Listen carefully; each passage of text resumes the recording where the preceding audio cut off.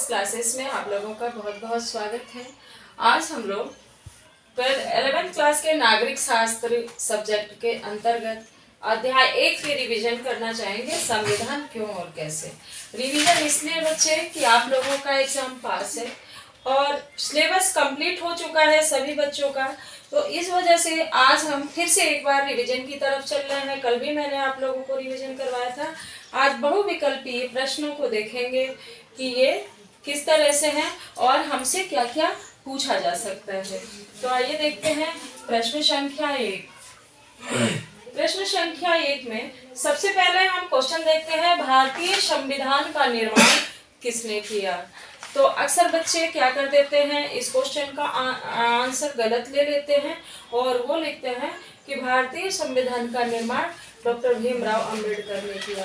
तो ऐसा बिल्कुल भी नहीं है। कोई अकेला व्यक्ति पूरी संविधान नहीं बना सकता है, तो इसलिए हमारा आंसर होगा संविधान सभा ने। तो आप बिल्कुल भी कंफ्यूज मत होना, जब भी इस तरह का क्वेश्चन आए तो आप सभा का नाम लेंगे। सभा से याद रखिए, संविधान तो क्वेश्चन में ही है। देखिए, संविधान तो क्वेश्चन में ही है बच्चे, इसे रटने की जरूरत नहीं है बिल्कुल भी। तो भारतीय संविधान का निर्माण किसने किया, तो संविधान क्वेश्चन में ही है, बस सभा आपको याद करना है। तो भारतीय संविधान का निर्माण किसने किया, संविधान सभा ने। That's clear.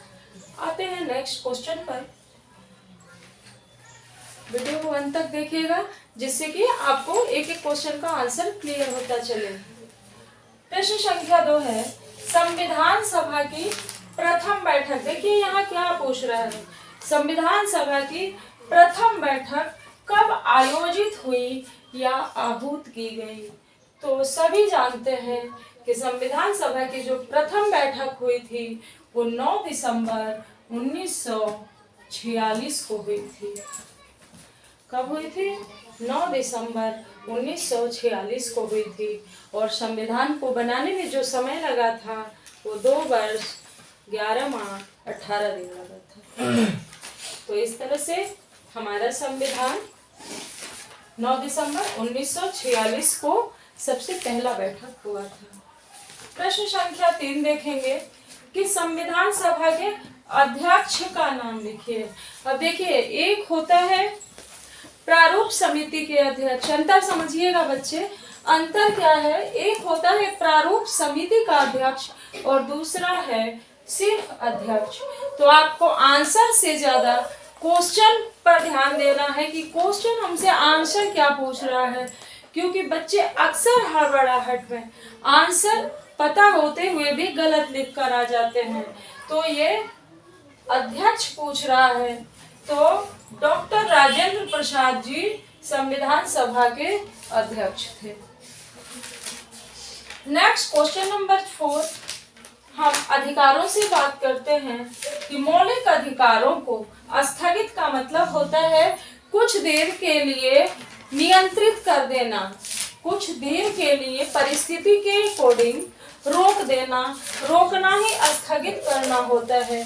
तो क्वेश्चन हमसे कह रहा है कि मौलिक अधिकार यानी फंडामेंटल राइट्स जो सिटीजन्स को मिले होते हैं वो किस परिस्थिति में या किस समय स्थगित होती है और उसका अधिकार किसको है। तो आप सभी जानते हैं कि जब राष्ट्रपति शासन लगता है तो मौलिक अधिकार स्थगित हो जाता है, तो वो अधिकार भी सिर्फ राष्ट्रपति को है, क्योंकि शासन उसी का है, राष्ट्रपति का है, तो ये अधिकार भी राष्ट्रपति को है। नेक्स्ट क्वेश्चन है, संसदीय कार्यपालिका का अर्थ क्या है। तो देखिए यहाँ 2 क्वेश्चन है, संसदीय कार्यपालिका का अर्थ क्या है। तो ऐसी कार्यपालिका जो संसद के समर्थन पर निर्भर हो, यानी इस कार्यपालिका का संसद में समर्थन हो, वही संसदीय कार्यपालिका है। तो आप इसे बच्चे ऐसे याद करेंगे कि संसद और समर्थन दोनों मिल रहा है ना, किसका समर्थन होना चाहिए, तो संसद का समर्थन होना चाहिए। तो संसद के समर्थन पर कार्यपालिका निर्भर होती है। तो आज के ये छोटे छोटे मल्टीपल चॉइस क्वेश्चन है। नेक्स्ट वीडियो में फिर हम और भी प्रश्नों की श्रृंखला लेकर आएंगे। तब तक के लिए बाय।